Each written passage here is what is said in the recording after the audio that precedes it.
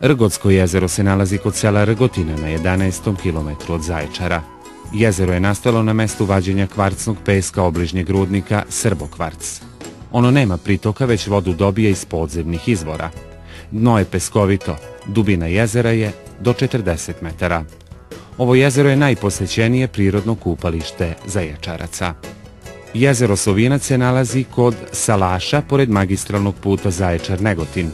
Nastalo je za potrebe navodnjavanja kompleksa poljoprivrednog dobra Salaš, ali je preraslo u atraktivno izletište i kupalište. Na obali jezera nalazi se motel Timok sa restoranom čija se terasa pruža do samog jezera. Pored motela je uređen autokamp kao i tereni za male sportove i zabavu dece. Jezero je bogato ribom i kao takvo pogodno za ribolovni turizam. Preovlađuju šaran, amur, babuška, som i štuka. Simbol Zaječara su dve reke, dva Timoka, Crni i Beli. Ceo ovaj deo istočne Srbije kao zasebna geografska celina je dobio naziv Timočka krajina upravo po ovim rekama.